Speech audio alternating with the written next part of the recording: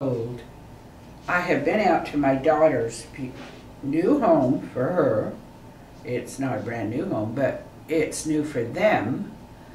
And it was a beautiful home. I was shocked to find that on 3 sides of this home there are hills. It's you look out and you see a hill. You look out the other, you see a hill. I mean, I don't know how she managed it, but she's got hills on 3 sides, and then you look out the first side and you can see hills in the distance. So, she really is living on the edge. I don't know how that they can help but have visitors like coyotes and so. You know, we have, hello folks. Well, we have basically, back from the state of Missouri, we have the Ozarks. Of course, they spread all the way, you know, you've got Kentucky, Appalachians and all. You know what we call those people who lived around the hills all the time?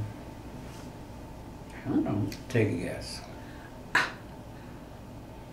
I don't know. Hillbillies. Of course. Well, that isn't. I am a hillbilly. I was raised in the hills. Where do you think your daughter got this great idea about? And I must live in the hills. She's got coyotes. I must have coyotes. Rabbits in the backyard. Yes. Her dog is. Come here. Come here, rabbit. Come here, rabbit. Her dog is taking a new lease on life too. He chases every rabbit that comes into the Wait till a cougar shows up, right? They don't dare let him out. Change of attitude. They have to keep him, but he is, he's getting to be quite an old dog, but boy, he's not old when he sees a rabbit. He's like, well, woof! He's after this rabbit. Is he Elmer Fudd in disguise or something like that? No, how old is he? He's 9 years old. That's kind of wait a minute. 9 times 7. That's 63 in our ages. Right? So that's the scale we used to use. But so I was very happy with and then my daughter stopped into a big grocery store on the way home, so I could get some heavy items like I won't have to ask him. Why are you pointing at me when you say heavy? No, I'm a little overweight, but I'm not. No, I meant that heavy items like a gallon of Clorox. You know, I can't ask you to carry a gallon of Clorox home. So you gotta be kidding me. Here's one other thing. I just want anybody. You've been a nice mule, but the old gray mule ain't what he used to be. That's right. When he comes home now and he's carrying a watermelon, I fear for him. He's staggering home with a watermelon in his backpack. So anyway, well, it wasn't in my backpack. Best of all, I was able to walk around and without feeling one of those like glitches, I call them, where I would just suddenly, very unpleasant, I must say. But my neck is well enough now, so I'm happy. I'm getting better. I talked to all my kids, everyone, 4 of them. They all wished me happy birthday, and in some way or another, my oldest son was going to take me to the art museum, Phoenix Art Museum. When? That was surprising. But he kind of, he was going to take me that day. But I was on my way out to see the new house. But anyway, I've continued on to read the book about what men have done to women down through the centuries, which caused me to get angry all over again. But, you know what, I think the reason why the feminist movement sort of lost, I don't know, is because the women got so militant and so angry and calling the men names, and I thought, well, this is never going to work. We've got to get along with the men. We can't be too unpleasant about what we feel have Well, been didn't you just come up with a new name for me? It's called Hawk. Yeah, we can't be going around calling a man and accuse him of going at the trough. There's not enough room for you. Yes, of course. I better close it before she grabs a hold of me and starts yanking around on me there. But I'm just about to my memoirs now. I'm in college. And going to the university was quite a thing. College? Yes, a university. Because the two men was this one of that those were going to have correspondence schools where they mail stuff no. It was the main university in Utah. Well, the first two men, professors that I encountered who were the best, the ones that I thought might recognize my talent at writing as well as, because really I thought of myself as a writer more than an actress. I always knew I had a fat nose. I was never going to get the leading role, as I could have done it, but I wasn't going to get it. Have you ever seen Charles Laughton up close? You know, yes. I mean, he had a fat nose. And by the way, Charles Laughton came to the university to play in the He did show. play the Hunchback of Notre Dame. Well, he was traveling with a Shaw, I believe. It was Superman. Anyway, it was George Bernard Shaw play. Man and Superman? Yeah, Man and it? Superman, Okay. yeah. And he was traveling I try to with help her, folks, as we go along. 3 other actors. Is this your best side now? Yes. See, well, let me tell last you. time she was over here because this was to our my best. great dismay, these two men that were going to be the most important and recognized my talent. Great dismay. I had to sort of begin to realize that they favored male students even more than normal. You know, they and I just shuddered to think These male students have long noses. I might be contending or anything like that. with men who had married to cover you know, to be respectable, to get the best jobs, not to have any attention called to their... Didn't this reinforce your basic chief of police of bisexuality? Yeah. And then you decided that since you were just a policeman, now you're going to be the chief, right? Studied bisexual. Been studying them for years. I never even knew they existed. Pretty soon, I'm suspecting that I'm never going to get very much, you know, the attention of these two. Not really. And then the second most influential professor in the theater department was also married. And yet he would just talk like he was so resentful of women. He was resentful of the very fact that he had to marry. In fact, his wife ended up in the nut house for a couple of years. I think so. Let's not pursue that subject at all. Married to this. I think you have done that one to death. Yes, but it's done to death. Look at me. I had dealt with this problem for years. And all of a sudden, I go to university, the top professors... You expect only out in the boondocks? This is I'm looking at, 4 years with these guys, trying to get their attention. I know. Greenwich Village, I know. You know, time and again, I knew I was going to lose out with Tenderloin District? Male student, and in the theater department, I really lost out big when a male student came along and he had eyelashes clear out to here, you know. And, you know, he was... Well, now, wait a minute. He had issues with... Wait a minute. Were they real eyelashes? Yeah, they were real eyelashes. All right, now I'm going to tell you something and, right now. my two professors, they just went crazy. They hadn't been paying any attention to me anyway. I never told you before. I have a relative.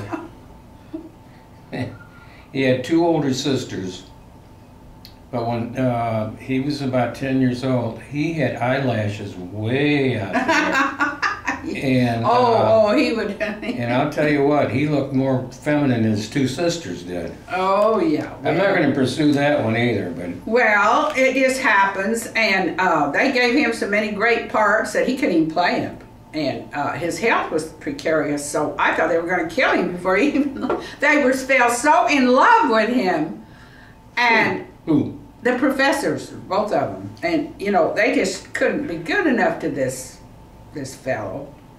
And here I was trying, I'm over here, you know, and they couldn't even see me, you know. All they could see, they were just dazzled by this. And I was also competing with several Miss Utahs and Miss America even.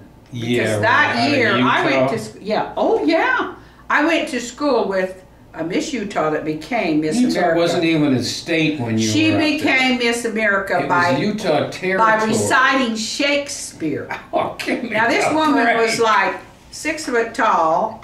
She was gloriously blonde and are you sure this wasn't somebody? But she was the hammiest. Are you sure this isn't a cross-dresser we're talking about? Actress. A lot of them are real tall, you know. In fact, she directed me in a play, and she'd tell me, "Do this," and she ordered me to act like that. And my style was natural. You? Yes, she was. She was bullying me big time. Was she and she'd say, you? "I want you to do it this way." Bullying you? And she wanted me to act just like she did. Hammy. And I just couldn't do it. I kind of pretended to during rehearsal, but when it came time for the performance, I went to my more naturalistic. And when I came off the stage, what in the hell Miss America is naturalistic? glared. There's nothing in Shakespeare. I don't care. That's You have to naturalistic. find the true meaning and the feeling in Shakespeare, or nobody's going to understand anything that anybody says. Because this hammy. I don't understand it either. You know, if you can sit through 30 minutes of that. Styles. We had styles. You can sit through anything. But anyway, Miss America hissed at me practically while I was acting. She came up and she said, "You didn't do it like I told you to. I will never, never use you again." And so... Wait a minute. I had this clash with Miss America. Was she using you? And we both tried out for a Shakespearean role. And naturally she got it because she was 6 foot tall and beautiful, and here I was. I didn't have a chance with Miss America running for it. You should have tried. And when she got it, you know. You know, you should have kind of written. You could fit in that one. Lose a few So pounds. here I had Miss America to contend with, as far as the girls were concerned, and then I had long eyelashes to contend with, and 3 professors who just, you know, they were partial to the long eyelashes, the male. They were fascinated with it. They could hardly bring themselves to even look at, you know, when you try to get the attention of a male who is supposedly heterosexual, he's married, he has a family, but he is partial to the male beauties. Well, I think basically... and talents around. As a latent homosexual, I think most males are partial to males. I think most females are partial to females. It's when you start getting... Oh, you're a latent homo? Yeah. Everybody's well, you try to be, but... Now, he's the type, you know, he just was never homosexual. He was tried, but... I never even tried. I don't get it. Oh, jeez. I mean, there's all these females out there. Why am I messing around? Why would I even want to mess around with another guy? Yeah, I like to play sports with him, you know, but... Well, I was always hunting for guys who weren't trying to deceive me and convince me that, you know, they weren't interested in... Because the worst thing you can happen to you, you take up with a good-looking guy, you think he's great, and all of a sudden you realize that he's looking over to that handsome guy over there, and next thing you know, it's a lot easier for Could you move your head a little bit? A this guy's cute. I give you a clue? Yeah, it's a lot easier for a bisexual to disappear looking with the male and, you know, the female. And I've seen so many women fooled, you know, they'll be looking, oh, that female, she flirted with him, oh, she'll never get close to him. And they just ignore the good-looking guys that their boyfriend has already spotted, and he's making contact, eye contact, this kind of thing, eye contact, and so here I am, I get dropped into the university in a world of intrigue again, where, and you can't talk about it, no. You can't even mention it. I mean, I was prepared to be very sympathetic to gay guys who were trying to come out, but they weren't trying to come out in Utah. But after about 15, 20 seconds, that's about it. You know, I mean, what are you going to do? Well, the gays I'm trying to get an education. trying. Most Utah gays had, you know, they would run into so much opposition, people trying to cure them, people telling them they're going to hell. You know, they just did not come out. And if they did, they went to New York or someplace. They were afraid to stay in Utah. So here I am, right in the middle of the big problem again at the university. This is what I'm writing about now. I'm trying to, and I was trying to get some attention. And I thought, boy, this is tough. This is going to be tough. And it only took you 80 years to figure that one out. I figured it out about. But I ended my college years being carted off under guard, taken and locked up. Yeah, you know. This is not what I envisioned when I went there. Now wait a minute. In the old days, back up there in New England, when they carted you off, they didn't take you anyplace up. Put her up on that big spike there and get that bush around there. Yeah, we're gonna burn this one. Yes, and you were lucky you didn't get burned. Oh, well, see, with that it came when I decided that somehow or another I was going to surface what I was thinking. And I started kind of doing it in all my classes. You know, I would just start expressing myself very strong in every one of my classes. I know. Which soon got me in. It'll get you in a lot of trouble. It got me you under class, surveillance. And you tell your professor, I think you're full of shit, professor. Yeah. It's pretty soon you're not going to be welcome in the class anymore. My professors didn't know what to say to me. I mean, you know, you find out these guys covering up. These guys, they are extremely. They also know what hand gestures are, you know, and there's all kinds of hand gestures. And they would ask me what was on my mind for anything, for fear that I would tell them. Yes. Boy, they leave her alone. And my theater professor. Did they ever figure out why nobody ever going to ask me sat next to you in class? Nobody ever sat next to you. In front, back, or anywhere. I was not, and you know, that mean one whose wife ended up in the... Would you kindly sit in the back of the class over there? And you know where the cloakroom is? Could you sit in the cloakroom while the rest of us... Oh, I remember the second professor. He was very sadistic, and he was in the process of trying to break this. Well, because, let me tell you what he was doing. He was trying to break him down and make him cry. Make who cry? This student, this male student who didn't happen to be, you know, he wasn't susceptible, and he just took a disliking to him. I never cried in class in my life. Oh, well, he was trying to make him. And I got up and walked out. There are different innuendos in trying to make him. You can imagine how much he liked me after that. After I got up and walked out in protest. In other words, I became probably the first and only protester they had at You were a woman activist. Yeah, I was a woman. And now you complain about women activists. Utah. So naturally I was going to be arrested or apprehended and locked up. I didn't really realize that was what was going to happen, but naturally it was. My behavior was so different. There was a lot to be said for taking them out in a cart, you know, and just, okay, let's fire this sucker up, she needs to be arrested. It wasn't exactly for heresy, but it was for defying the authority, acting like I wasn't taking everything in and acting the way I was supposed to. A woman. Well, if you're for a lot of reasons. you know, there's a reason. But I didn't think any of it There's a was reason that we serious have enough to laws. be locked up. And there's a reason we have penitentiaries because people, well, I ain't going along. You just throw my pills up. I ain't going along with that. Well, okay, well, it's, we have jails, we have penitentiaries for hardcores. And we also have treatment for women like you. It's not exactly treatment. Not exactly a treatment. I found out it was like a prefrontal lobotomy is not electric a treatment. shock treatment. Yeah, now they don't talk about the rack anymore. There's not the rack. There's not burning.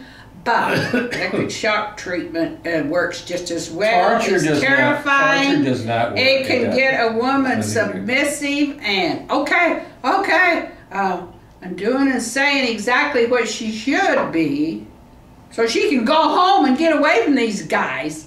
I tell them, and I told them. I told my dad who signed the papers, this is nothing but a beating. Electric shock therapy in my case is nothing but a beating.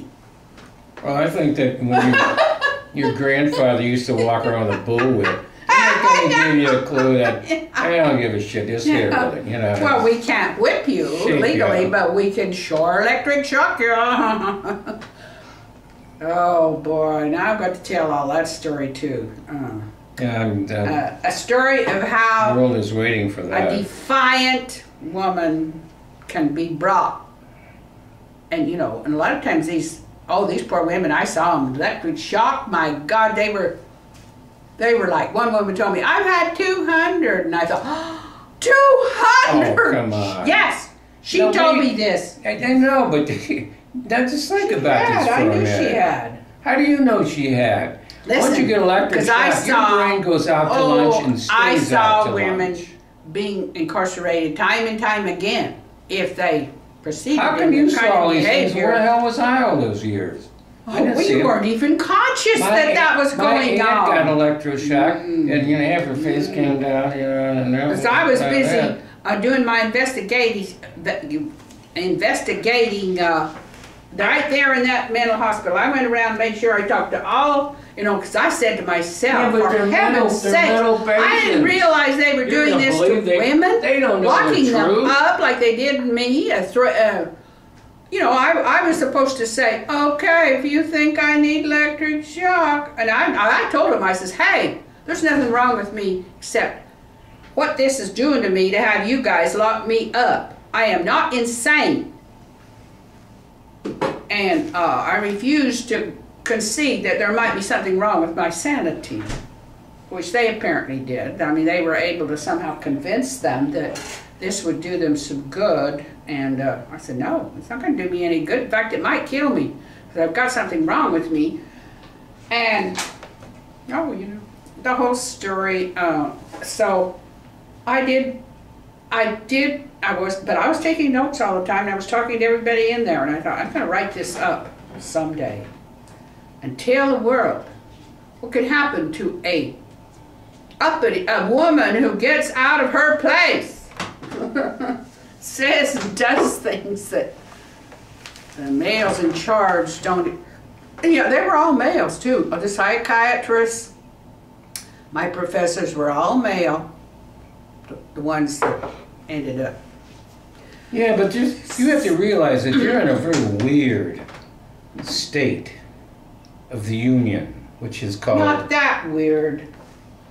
Utah isn't weird? Well, polygamy sort of. Crap. Well, that's it. Women are chattel in Utah.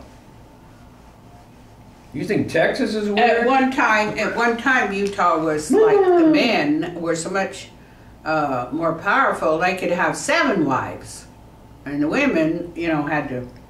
So that was inequality to the max. But polygamy had been banished for some time in the mainstream Mormons. So well, no, they were trying to get their way back to. It was banished when they wanted to get into the federal government.